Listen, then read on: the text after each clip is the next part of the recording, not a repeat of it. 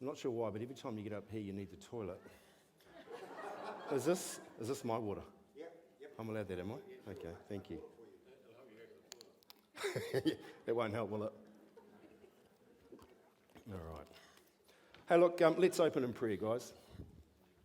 Lord, I just want to ask today that our minds and our hearts will be open for change, Lord. I want to ask also, Lord, that you would speak to us individually and collectively as a group as we inspire for missions, overseas missions especially, Lord God. And I just ask that you just open our hearts for what you have to say to us today.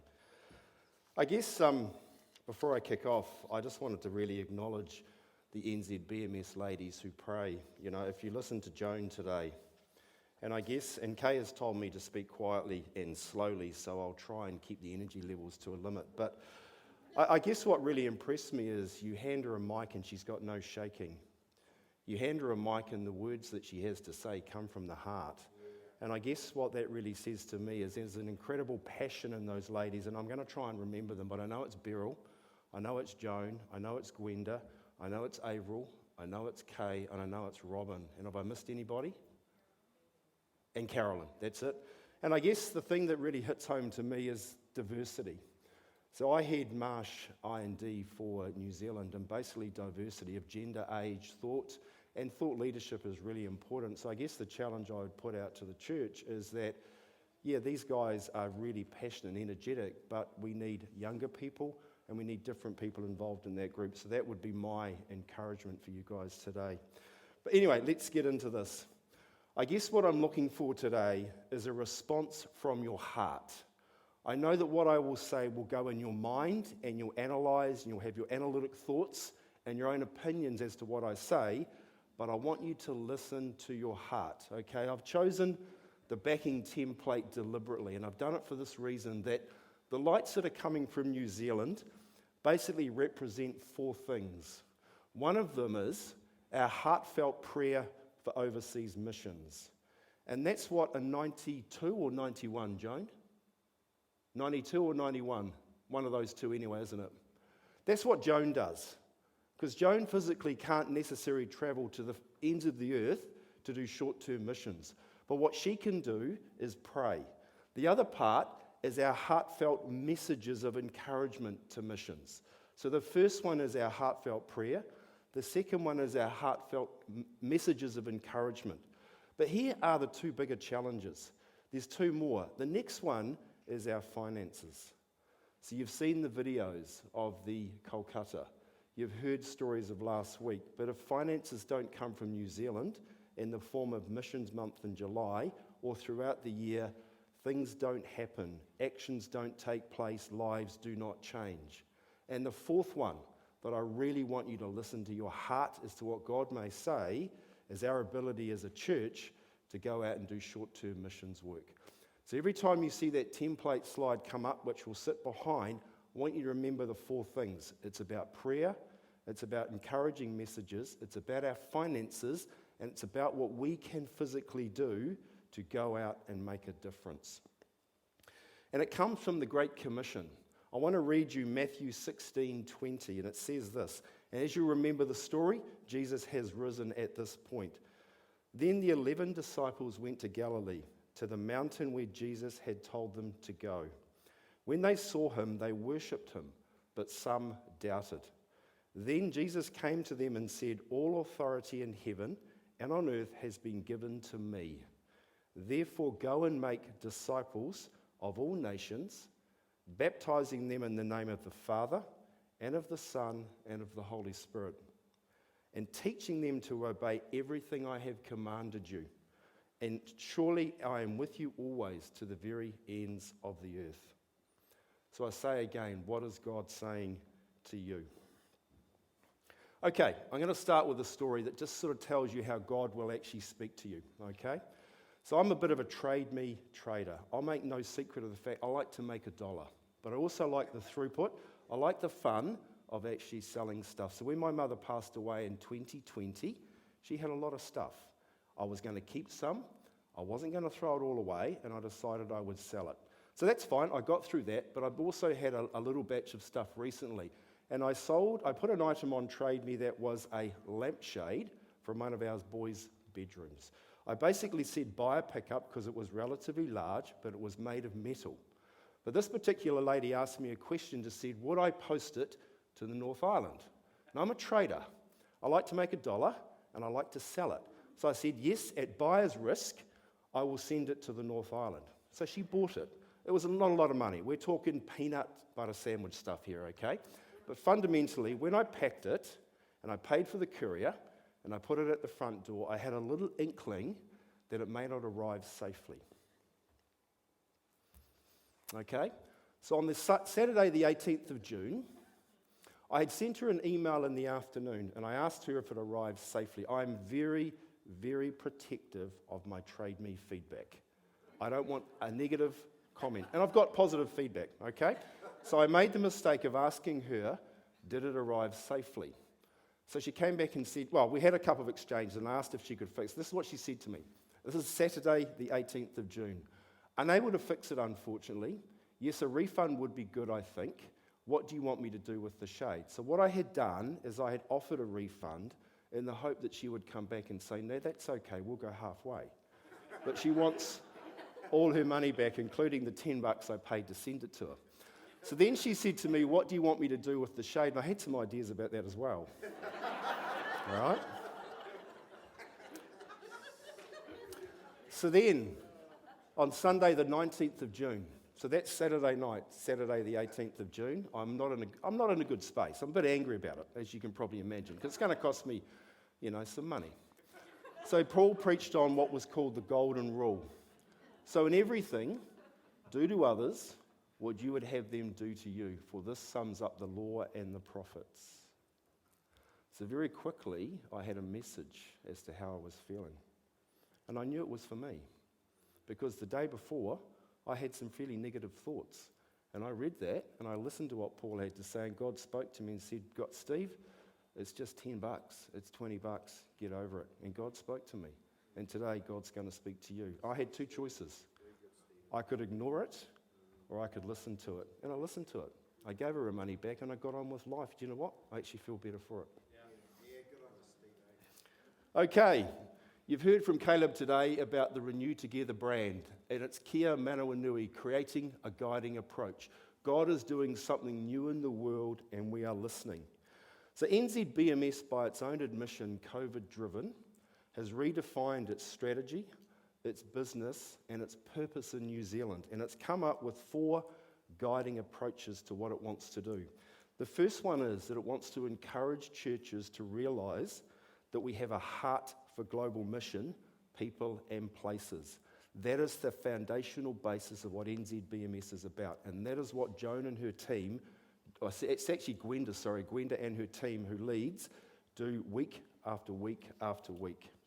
They also want to be upfront and transparent with us as church communities about what the risks are and also the needs of the global missions community. And it's making us aware of the hard work that is being undertaken overseas.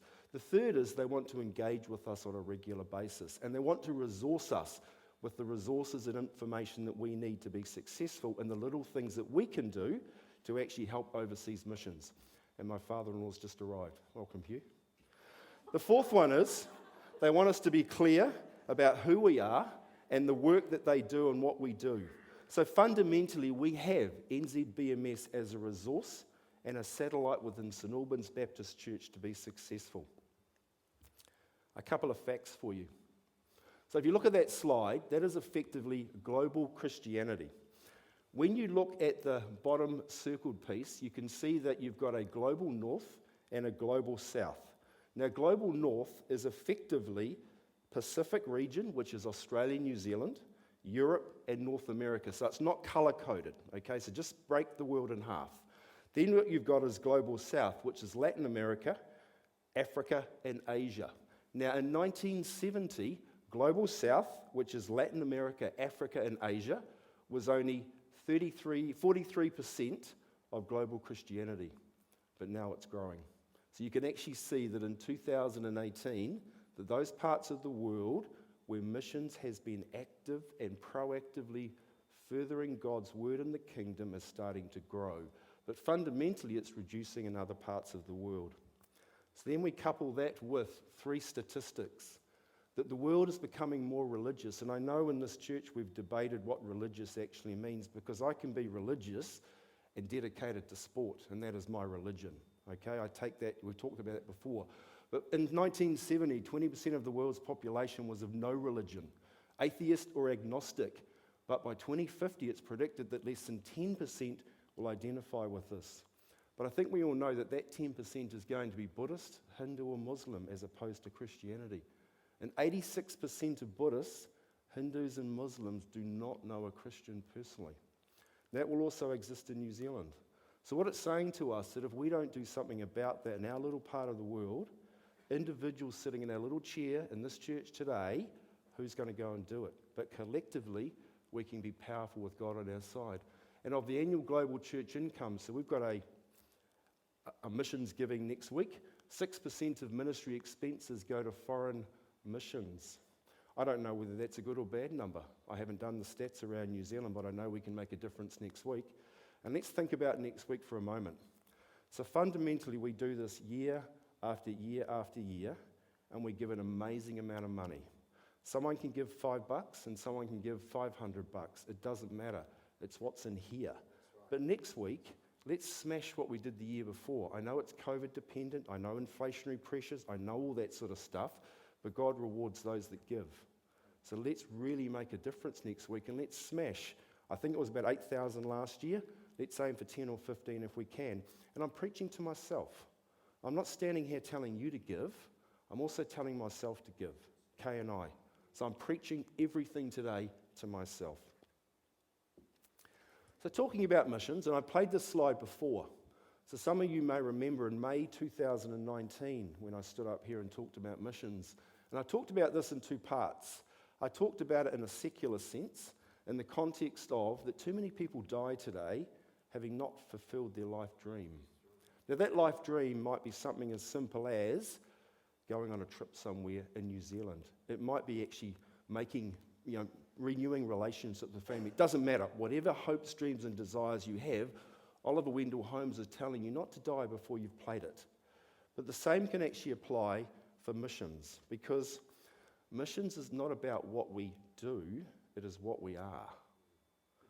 Missions is about what we are, because in our heart, God gives us a sense for lost people. God works on us day by day in the things that we do and the actions that we take, and it's what we are. Missions also starts at home. It starts today. If we're going to think about what we're going to do in missions in the next 12, 18 and 24 months, it starts today. Because as we grow in our heart and in ourselves and as a collective body, we also can reach other parts of the globe. And also, most importantly, we don't all have to be Jeanette to make a difference. So I'm not standing here today telling you have to be Jeanette Edmonds and go and be a missionary in Thailand for 25 years. I'm just asking you to do something small in your own heart, take some actions that can make a big difference collectively.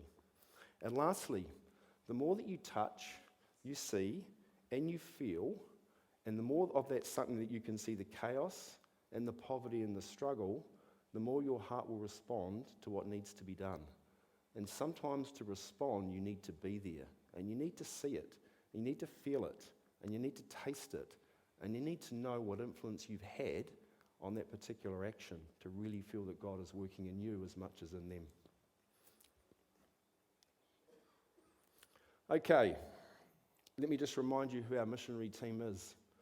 And I guess there's one sad part of this slide for me, and I'll be honest about it, is that when I played this slide in May 2019, only one name's been added, Paul Edlin. That's not a bad thing, because we're still...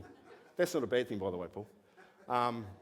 But effectively, it hasn't changed. So it tells me 2 things.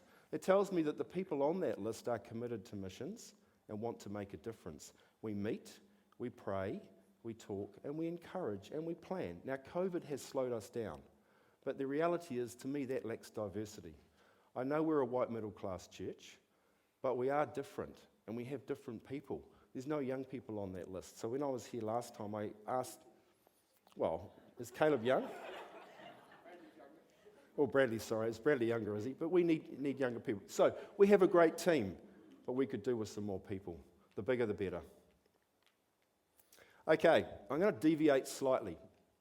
I'm going to take you away from a sermon talk to a business talk. And I know you're reading the slide, but let me talk to you as you read it. So basically, within my world at Marsh, we basically try and teach our clients about risk. And we try to teach them to think global, not local.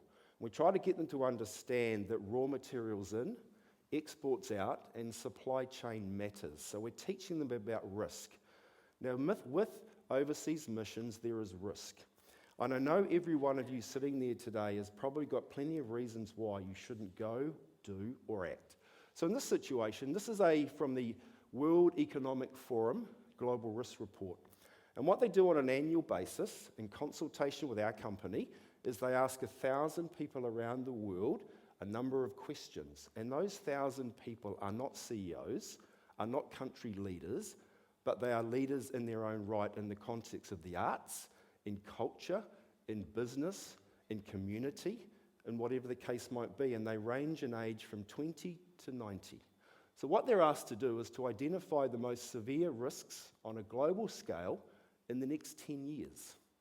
So as you can see, they've chosen climate action. So you can see that there are 5 categories.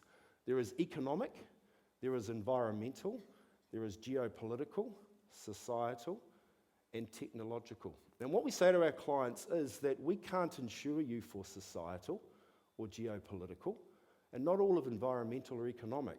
So fundamentally, you have to focus on managing risk away from an insurance policy. So as you can see, number 1 is climate action failure, extreme weather, and biodiversity. But I can't insure a biodiversity loss. If we lose a species, I can't protect that. I can't protect social cohesion erosion. And I thought you might be interested in the definition of social cohesion erosion according to the report. And it says this: loss of social capital and a fracture of social networks, negatively impacting social stability. And that's a mouthful. Individual well-being and economic productivity as a result of persistent public anger, distrust, divisiveness, lack of empathy, marginalisation of minorities, and political polarisation. And that's a conversation starter, isn't it, when you think about it?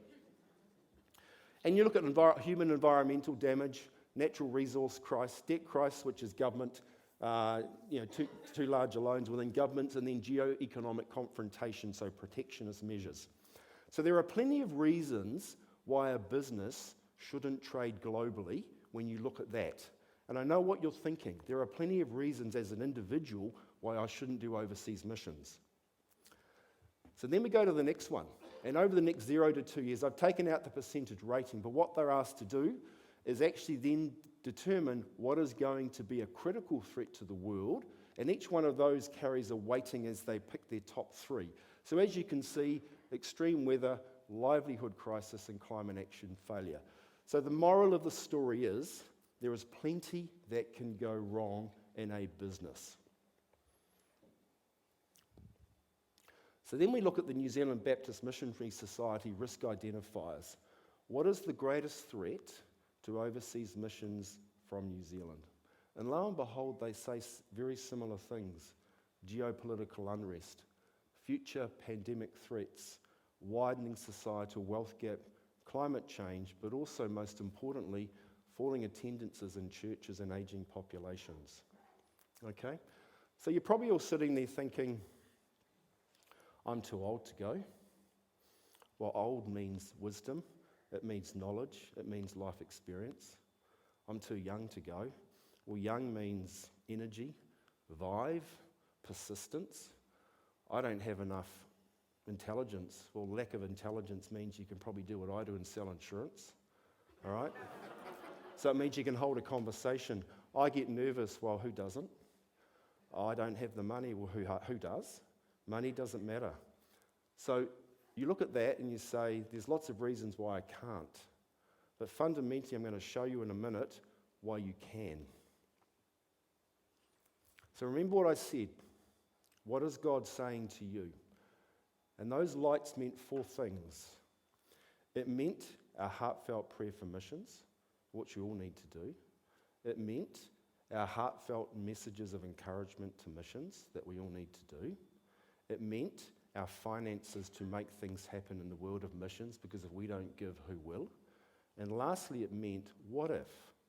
What if we could make a difference ourselves and go out there and do something, albeit small, albeit minor, albeit being too old or too young or too nervous or can't afford it or whatever. The list can go on and on and on. Okay. So then we come to Romans 8:38 to 39. Have you read Jeanette's book? Yeah. Okay, it's a good book. It's a good book. Have I lost you? You cool? All right. So basically, and Jeanette, it's great that you are here, so nice to see you. All right, I'm going to read an extract from Jeanette's book, okay? And the book is themed No Matter What.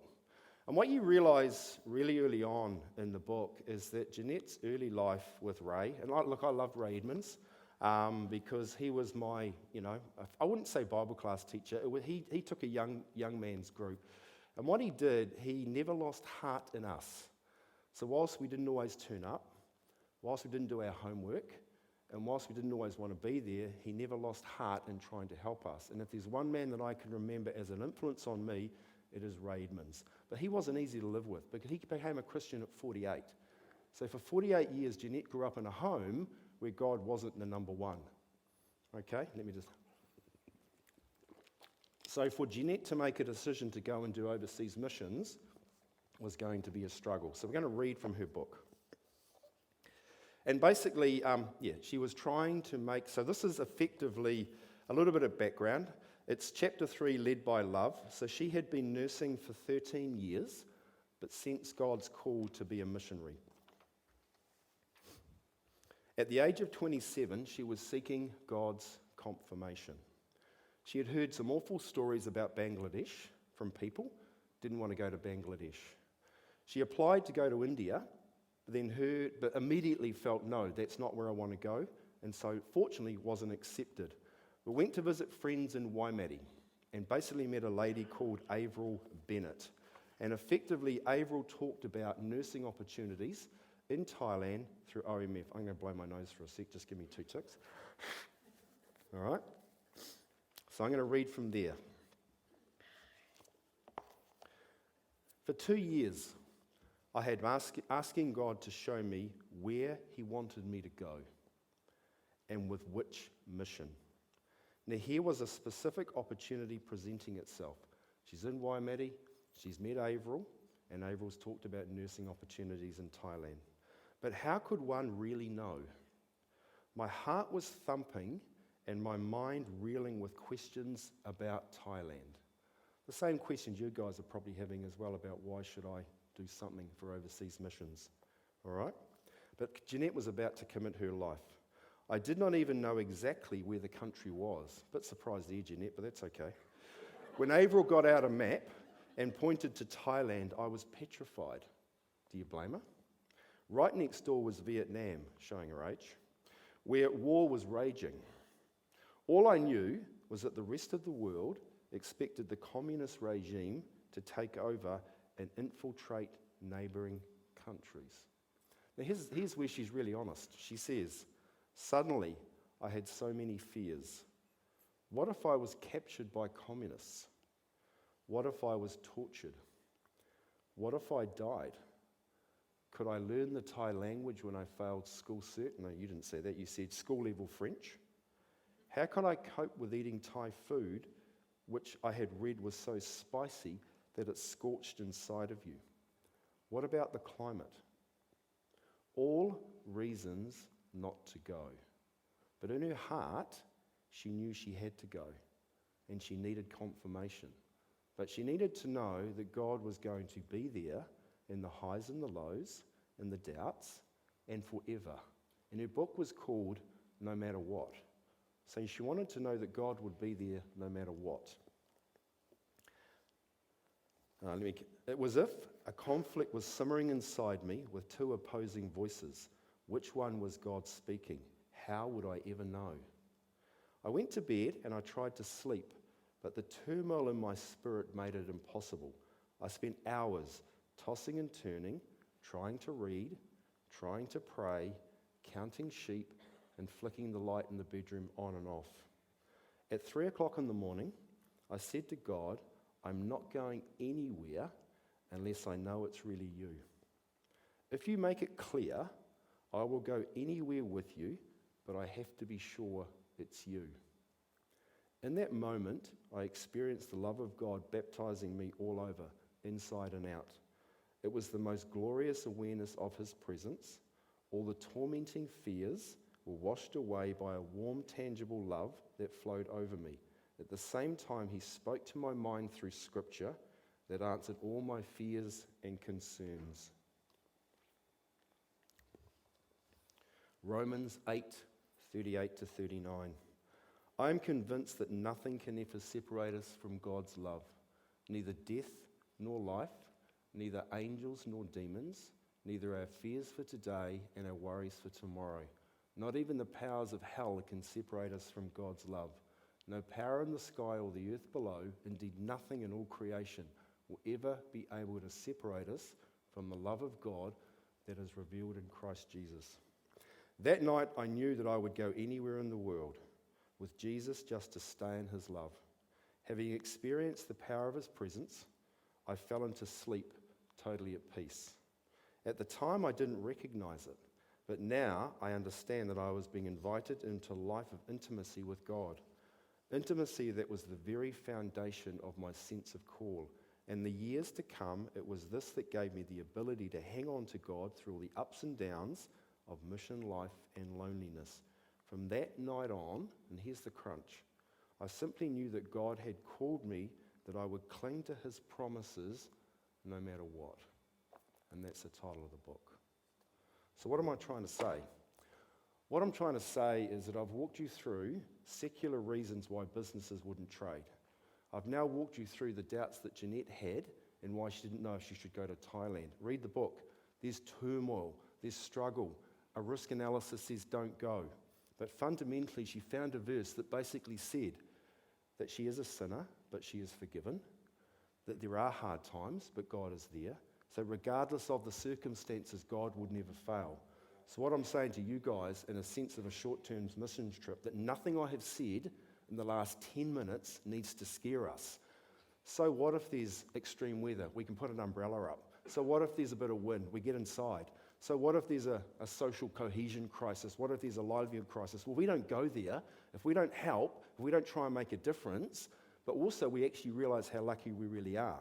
So inside our hearts and our spirits, we have to realize that if we don't go, no one is going to go.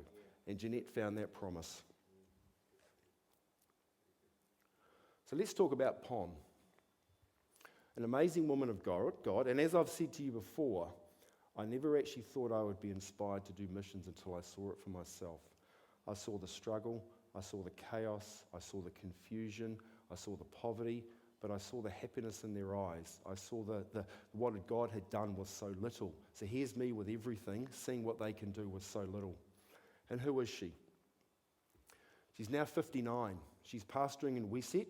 Her father was a Buddhist monk, and she became a Christian when Jeanette was over there, and she is a woman with amazing capacity. Now we're going to watch a quick video, Leslie, if you want to make it work.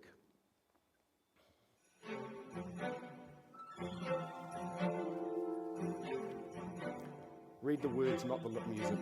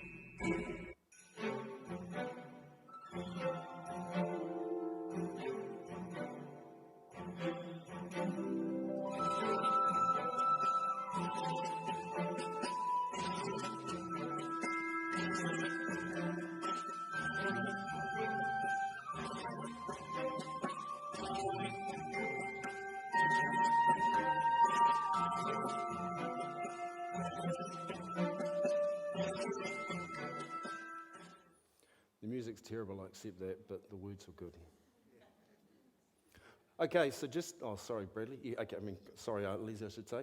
Okay, so there she is, an amazing, energetic woman of God, someone who actually has endless opportunity, endless energy, but also endless passion for God to actually make a difference. So basically, what are we going to do? Why am I up here today? So you may remember that we talked a couple of years ago about going to the Philippines. And the Philippines has not gone off the radar. So George Hadding and I have had a conversation. The Philippines is not for now. So we are going to promote today a Thailand short-term missions trip with Pon. Jeanette has spoken to her. She's really excited. And what are we going to do? All right? So you remember last time in 2012. So it has been nearly 10 years. In fact, it is 10 years since we last went to Thailand. So we are well overdue. You may remember last time we did a creative ministries trip.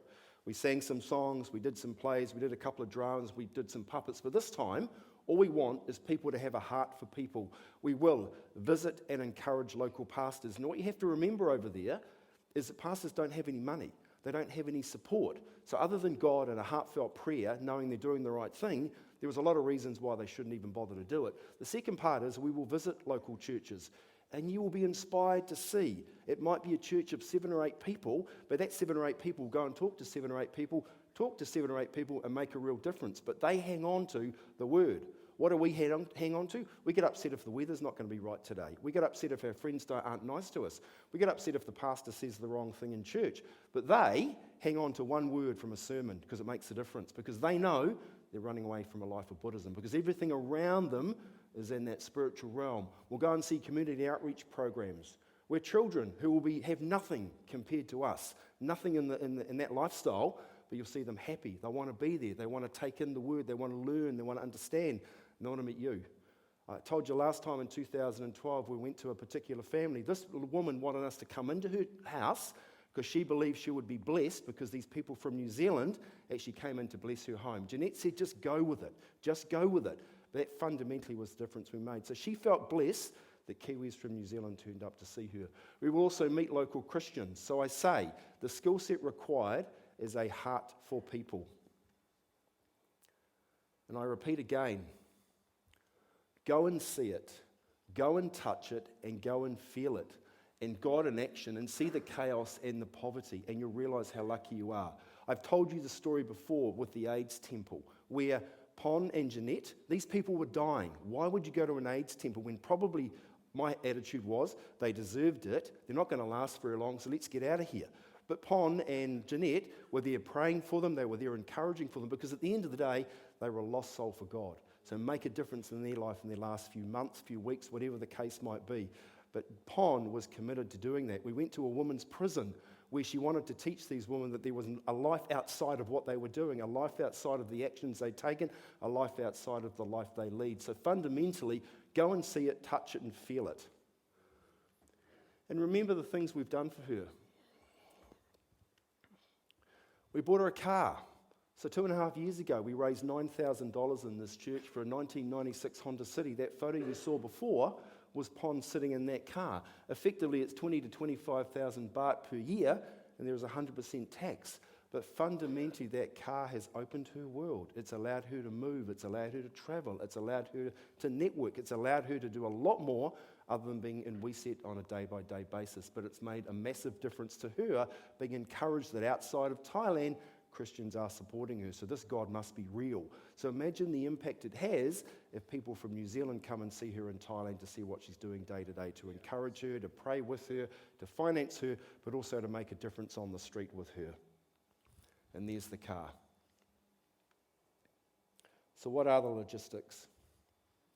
The plan is the first half of 2023. And all I'm saying today is register an interest. I don't know what you're doing. I can read the room. I know what you're doing, saying, yeah, that's cool, but others will do it. Yeah, that's okay, but it's, something I'll do maybe in 3 or 4 years' time. Yeah, that's okay, but it's too much COVID's out there. Yeah, that's okay, but I'm just not ready for it right now. Well, okay, that means 98% of you have written yourself off already. So no matter how old or young you are, where you come from, personal circumstances, somebody has to make a choice. Somebody has to say, I'm going to go. Register an interest. Come and listen. Come and learn. Forget about the finance piece. We'll work that out later. Forget about travel insurance. We'll work that out later. But just come along and listen and make up your mind. So the plan is we want to go first half of next year. There's a number in our head as to what's the ultimate number for a group. We don't care what that number is. We will go anyway. If we get 1, we might go anyway. If we get 25, we'll go. So come along and have a listen. I'm going to finish on this. So you would have seen, if you were watching the video, you would have seen that is the blind school. That is Pon in her green and black dress, and obviously someone is singing. I want you just to imagine what it would be like. So you look at that picture, and it's just a picture. You can see some blind kids, you can see their masks on, you can see a song's being sung, but you can't feel it. You can't hear it, and you can't taste it. I want you to imagine this, what it will be like in that room, seeing the encouragement on those kids' faces with the words that Pon is saying, that you won't understand because it's in Thai, but don't worry about that. But to see that she is trying to make a difference, that your presence, your finances, your prayers, and your encouragement are keeping her going to do exactly that. And if you don't do that, encourage, pray, give, and get out of your seat and get on a plane and go and have a look, how can we expect her to carry on? And you would leave that room knowing that God has been there, God has turned up, God has also honoured you, it's honoured those kids, but it's also left you with something special in your hearts that you've actually made a difference, that you've now got a passion for it, you're ready for the next thing. What is the next challenge? Where do we go next? What do we do now? But thank you, God, for creating the opportunity. And all you have to do is say yes and get on an aeroplane and go. That's it. That's all you have to do. And as I said right at the start, all we're looking for is what is God saying to you? And what is your heartfelt response? So why don't you join us for a conversation at some stage and find out what it's about, ask the questions that scare you, forget about how old you are, forget about how many disabilities you've got, forget about what you don't know, forget about what you can't say or speak or do, and just come along anyway because you're human, you're forgiven, and you're part of us. Good, Stephen. Fantastic. Steve, let's give the guy a hand. Wonderful. Absolutely wonderful. There's a couple of things that I want to say before I hand over to Caleb. In fact, worship team, can you come on up now and just get yourself set up? There's a couple of things I want to say. If you're here last week, we opened up the Renew presentation, and I shared a couple of things from a personal level with you. And I just want to recapture that from last week. One of the things I said was I didn't want to go on the trip that I went on. In fact, I've been on several. What I didn't tell you last week, the reason why I didn't want to go and see all of that stuff was basically because I was a coward. I didn't tell you that part, so here's honesty time. I was a coward. I didn't want to see the stuff I was going to see. I didn't want to see the 12-year-old girls lined up in those very small streets that you saw who were prostitutes. I didn't want to see all of that stuff because I live in New Zealand and you kind of don't see that every day. So I didn't want that experience. But I went anyway, and I said to you last week, and it changed my life, and it certainly has. And I would encourage you, I want to just reinforce what you said, Steve. All the doubts in the world we can have.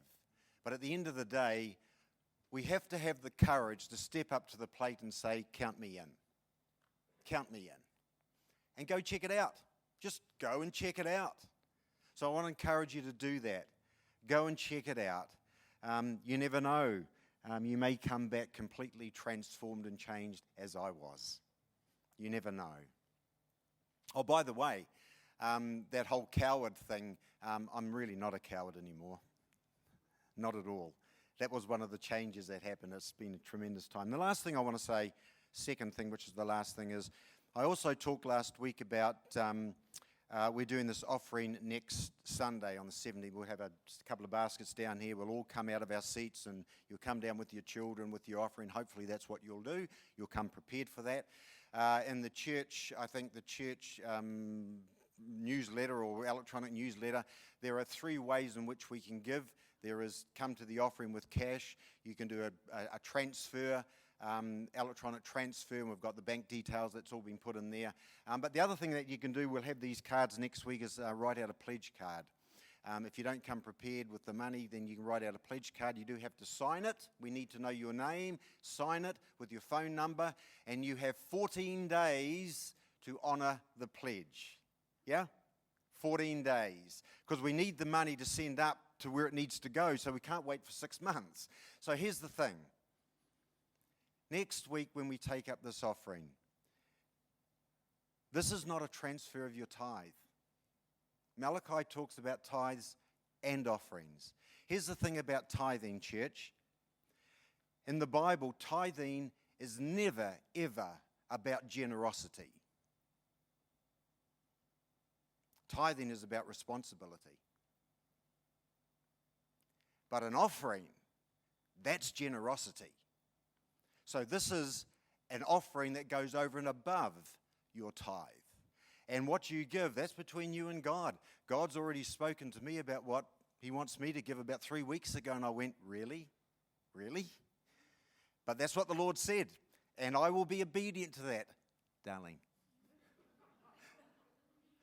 She's actually more generous than what I am, so I think I should be in charge of that part of it, or otherwise we'll be broke. But really want you to get that in your spirit. Tithing is responsibility. We all have that responsibility. But the offering that goes to renew, that's generosity. So the question is, how generous are you going to be? We sung a song at the beginning, Jesus at the center of it all. Here's my challenge to you. Is he at the center of your finances?